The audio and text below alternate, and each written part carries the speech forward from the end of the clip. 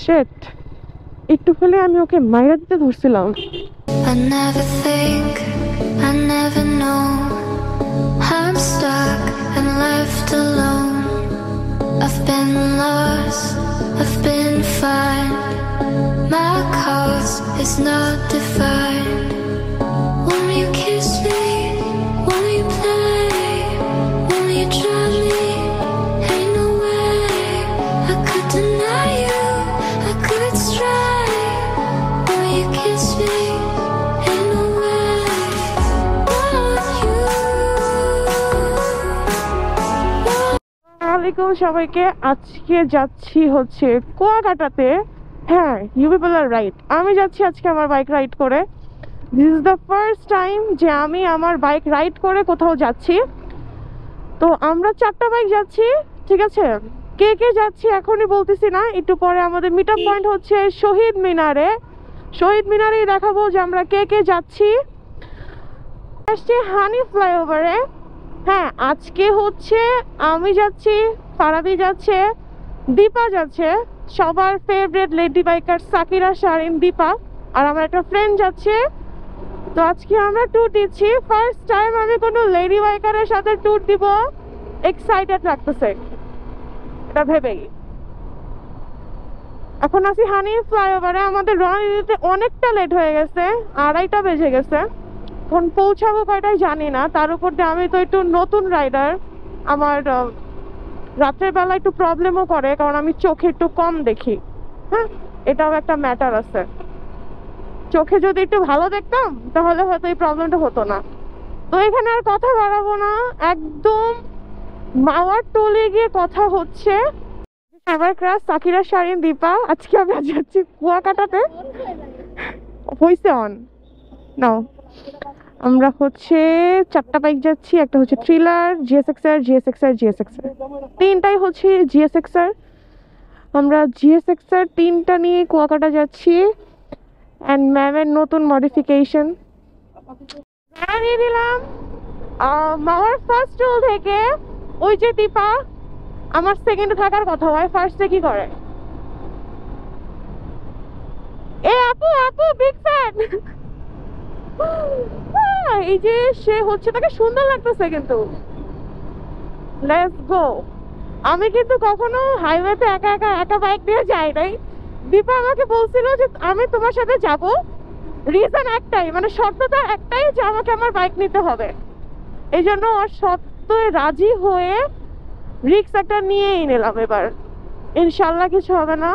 দোয়া করবেন সবাই যেন ফিরোজ মানে যে ভালো মতো আবার আসতে পারি।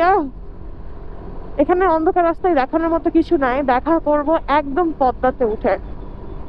পদ্মা সেতু থেকে নেমে এরপরে হচ্ছে হাতের বামে একটা রুট গেছে, ওই রুটে চলে আসছি আমরা। হ্যাঁ, এখানে দিয়ে হচ্ছে এটাতে হচ্ছে এই রুটে দিয়ে গেলে এটা হচ্ছে ভিতরের একটা গ্রামের রোড। এই রোডটা দিয়ে গেলে হচ্ছে মানে ভাঙ্গার অলমোস্ট 30 থেকে 35 কিলোমিটার কম দেখায়। অ্যান্ড রুটটা অনেক সুন্দর। আমি কখনো এই রোডে রাইড করি নাই, বাট রুটটা অনেক সুন্দর, অনেক বেশি কর্নারিংস আছে। হ্যাঁ, আর অনেক সুনসান, মানে এরকম ঠান্ডা পরিবেশে রাইড করতে না অনেক ভালো লাগে এই রুটটা। এই জন্য আমার এই রুটটা আমার অনেক ভালো লাগে। আপনারা কি কুয়াশা দেখতে পারতেছেন? লিটারালি দেখেন কি পরিমাণে কুয়াশা, মানে সামনে আসতেছে। এখন মাত্র নভেম্বরের বেশিও বাজে, মানে নভেম্বরের মাত্র 15 তারিখ আছে, ফুল মুন কিন্তু এটা। আর দেখেন কি পরিমাণে কুয়াশা, নভেম্বরে 15 তারিখে কি পরিমাণে কুয়াশা, কিছুই দেখা যাচ্ছে না, লিটারালি কিছু দেখা যাচ্ছে না। ও মাই গড, এত কুয়াশা! আমরা উঠে গেছি মাদারীপুরের হাইওয়েতে। আমরা যেই রাস্তাটা দিয়ে আসছি, মানে গ্রামের রাস্তাটা, ওইটা খুবই ডেঞ্জারাস। মানে এটা তো আমি ফার্স্ট রাইড করছি, পিছনে বসে থাকলে তো আসলে বোঝা যায় না রাস্তাগুলো কিরকম। কিন্তু ওখানে অনেক ডেঞ্জারাস কর্নারিং আছে। আমি একটা কর্নারিংয়ে লিটারালি মেরে দিতে ধরছিলাম, মানে ওয়ালের সাথে। খুব কষ্টে, মানে আমি কন্ট্রোল করছি কিভাবে জানি না, বাট মেরে দিতাম লিটারালি। পরে বলছি যে তুমি স্লো যাও, সমস্যা নাই। পরে ওখান থেকে মানে ওটাই লাস্ট কর্নার ছিল, একদম চিপা রাস্তা। বরিশাল হচ্ছে আরো 25 কিলোমিটার।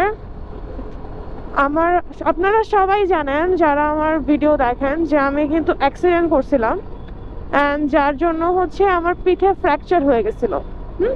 ফ্র্যাকচারের রিজনে হচ্ছে ওই ফ্র্যাকচারটা নিয়ে এখনো আমাকে সাফার করতে হয়। তো এই যে এটা কিন্তু আমার ফার্স্ট লং ট্যুর, আমি রাইড করে দিচ্ছি। আগে পিলিয়ন হয়ে থাকলেও কিন্তু আমার এই ব্যাক পেইনটা করতো, এখন আমার অলমোস্ট 140 কিলো রাইড হয়েছে মাত্র, এখনই আমার ব্যাক পেইন করা শুরু হয়ে গেছে। চলে আসছি বরিশাল শহরে, এখানেই হয়তো দাঁড়াবো, নাস্তা টাস্তা করবো। এখানে ক্ষুধা লেগে গেছে সকাল সকাল, রাত্রেবেলা তো খাইছিলাম অনেক আগে, এখন ক্ষুধা লাগছে। ব্রেকফাস্ট শেষ করে ফেলেছি, এই যে দীপা ভিডিও করতেছে। আমরা এখনই রওনা দিয়ে দিব। এটা হচ্ছে আমাদের ব্যাগ, মানে এটা হচ্ছে ফারাবির পিছনে, যে দীপার বাইক, আমার বাইক। আমার হাত ব্যথা করতেছে লিটারালি, আমি আর পারতেছি না এই গ্লাভস ছাড়া চালাইতে। এই যে তুমি কি করছো? কি দেখিয়ে দিচ্ছে? ওই যে ভিডিও করতেছে। রওনা দিয়ে দিলাম আমাদের বরিশাল সিটি থেকে।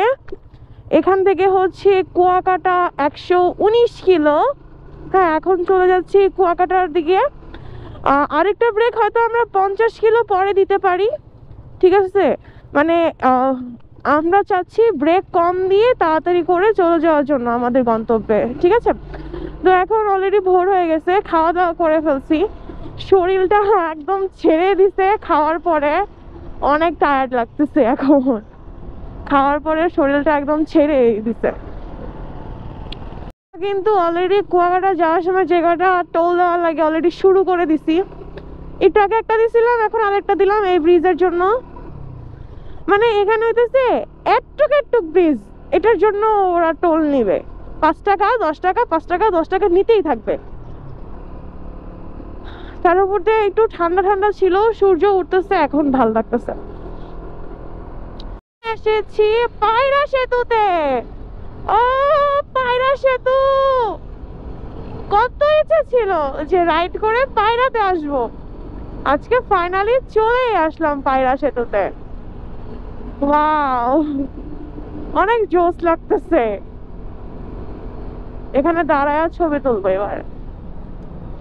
ভিউটা অনেক সুন্দর, ভাল লাগে না আমাকে? একদম অনেক সুন্দর। এটা রাতেও অনেক সুন্দর, দিনেও অনেক সুন্দর। অনেক রাইড করলাম, এখন আমার ওটাতে 200 কিলোমিটার, 260 মনে হয় কুয়াকাটা। আসলে 8টা বেজে গেছে। আমি এর আগে যতবার আসছি আমি 9টার মধ্যে পৌঁছাই গেছি, কারণ আমরা রওনা দিছি 12টায়। এবার তো 2:30টার দিকে রওনা দিছি, এবার তো লেট হবে, এটা স্বাভাবিক। তাছাড়া হচ্ছে এই যে ভাঙ্গা ভাঙ্গা ব্রিজ চলে আসছে, এখানেও আবার টোল দিতে হবে। এখনো কিন্তু 8টা বেজে গেছে, কুয়াশা কুয়াশা ভাবটা কিন্তু এখনো যায়নি। আর যারা কুয়াকাটা আসবেন তারা একটা কথা মাথায় রেখে আসবেন, যে রাস্তা প্রচন্ড পরিমাণে ভাঙ্গা। এটা কুয়াকাটার যাওয়ার রাস্তায়, এটা কোন রাস্তা আমি ঠিক জানি না, বাট এই রাস্তাটা চরম খারাপ, অনেক খারাপ। কত কিলো এখন এইভাবে চালাইতে হবে আসলে জানি না। কুয়াকাটা আমার খুব ফেভারিট একটা প্লেস, কিন্তু এগুলো রিজনের জন্য হয়তো কুয়াকাটা আমাকে ছাড়তে হবে, কারণ এর শরীরের উপরে দখল ছাড়া কিছুই না। এরকম রাস্তা কি মানুষ রাইড করতে পারে? আর সারা রাস্তা ভাঙ্গা। এখন সারা রাস্তায় তো কিছু কিছু জায়গায় ভাঙ্গা, কিছু কিছু জায়গায় ভালো। এই রাস্তা তো পুরাটাই দেখেন, পুরা পিচের অবস্থা, পিচে খারাপ অবস্থা হয়ে আছে। এরকম রাস্তায় রাইড করতে অনেক প্রবলেম হয়। করছি কুয়াকাটার সেই লাস্ট 17 কিলো, যেটা অনেক বেশি ভাঙ্গা। মাত্রই ঢুকছি, এখনো ভাঙ্গাটা প্রপারলি পাইনি, সামনে আরো বেশি ভাঙ্গা। মানে এটা তো ভালো হয়ে ভাঙ্গা চলে আসে, আবার মানে সামনে অতিরিক্ত ভাঙ্গা। মানে এখন একটু ভালো রাস্তা আছে, মাঝখানে মাঝখানে একটু ভাঙ্গা, আবার যতটুকু আমার জানা মতে সামনে একদমই ভাঙ্গা। ওই সামনেতে পুরাই অবস্থা খারাপ, মানে একদম গর্ত গর্ত অবস্থা। অলরেডি শুরু হয়ে গিয়েছে ভাঙ্গা রাস্তাটা। ও মাই গড, শুরু হয়ে গেছে রাস্তা। ও শিট শিট শিট, আস্তে আস্তে আস্তে ফারি আস্তে। ও মাই গড, আল্লাহ, এর আমি যাবো কেমনে? ও মাই গড, হাতে তো হতেছে এখনই, এতটুক দেখে পুরা রাস্তা তো বাকি পড়ে আছে। দীপাও হিমশিম খাওয়া যাবে এখন, কারণ এটা অতিরিক্ত। আমি ভাই ভালো, আমি সরকারের ভালো করতে, মানে ভালো কথা বলতেছিলাম, এই তার পরিণাম। ও মা গো, তার উপর তো বালুর রাস্তা, আমার এবিএস খ্যাটখান খ্যাটখান করতেছে, তার উপর তো এবিএস বাইক তো বালুর। ও মাই গড, ও মাই গড, এই কি রাস্তা বানাইছে? জঘন্যতম ভাঙ্গা ছিল। মনে করো 3 টাইপস অফ ভাঙ্গা, 3 রকম ভাঙ্গা ছিল ভাই। ফার্স্টে ওই গুড়ি গুড়ি পাথর, এরপর পুরো ডিরেক্ট গর্ত। কোনো মতে রাস্তাটা পার করলাম, আমি তো পড়তেই ধরছিলাম। কোনো মতে রাস্তাটা পার করে এখন ভালো রাস্তা শুরু হয়ে গিয়েছে। এখন যদি দেখতে পারতাম কুয়াকাটা কত কিলোমিটার, কোথাও তো এখন লেখা নাই। এটাকে দেখছি কুয়াকাটা 18 কিলোমিটার, তো 8 কিলোমিটার তো অবশ্যই চালাইছি, তাই না? এই যে এই সেতুটা মনে হয় লাস্ট সেতু আমাদের। শিট, একটু হলে আমি ওকে মাইরা দিতে ধরছিলাম। আমি, ও মাই গড ফারাবি, তুই কোনো মতে বাঁচছস। এক ভাঙ্গা পার করে এসে আরেক ভাঙ্গাতে পড়লাম নাকি? একটা ভাঙ্গা তো পার করলাম, এখন মনে হচ্ছে আরেকটা ভাঙ্গাতে পড়লাম। একটা ভাঙ্গা পার করে ব্রিজও পার করে ফেললাম। এটা কি নতুন ভাঙ্গা? বুঝতেছি না, আর শরীর চলতেছে না। এটা দেখে টায়ার্ড লাগতেছে, মানে ভাঙ্গা রুটটা দেখেই টায়ার্ড লাগতেছে অনেক। হাত ব্যথা করে GSX এর ভাঙ্গা রুটে চালালে, অনেক হাত ব্যথা করে। আমার এখন অনেক হাত ব্যথা করতেছে। আমি তো ভাবছিলাম ওই ব্রিজটা শেষ ব্রিজ, এখন কুয়াকাটাতে ঢুকে যাব। আমরা একদম কুয়াকাটাতে চলে আসছি। হ্যাঁ, এটা আর 1 মিনিট সামনে হচ্ছে আমাদের সি বিচ। চলো আগাই। কুয়াকাটা এই পাশেই, কিন্তু এটাই কিন্তু মেন শহর। হ্যাঁ, আর এটাই হচ্ছে আমাদের চত্বরটা। আমার যে নজর কই থাকে আমি এটাই বুঝি না। এটা কিন্তু একটু ভিতর দিকে। কুয়াকাটার অনেক হোটেল কিন্তু এই সাইডে। হ্যাঁ, সি বিচের সাইডে খুব কম হোটেল আছে, কিন্তু সি বিচের সাইডের হোটেলগুলো অনেক বেশি ভালো হয় না, আবার এক্সপেন্সিভ হয় অনেক বেশি। এই যে ওই যে দেখা যাচ্ছে বিচ। সো আমি জানি না ক্যামেরায় কতটুকু দেখা যাইতেছে, but my Dhaka to Kuakata mission is already completed. এখন আমরা হোটেলে চলে যাব, এদিকে আর আসবো না, কারণ অনেক টায়ার্ড লাগতেছে এখন। আগে হোটেলে যাই, তারপরে অন্য কিছু।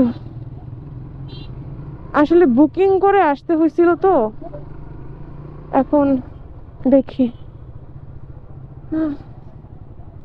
তো আমার ঢাকা টু কুয়াকাটার জার্নির ব্লগটা আমি এখানেই শেষ করছি।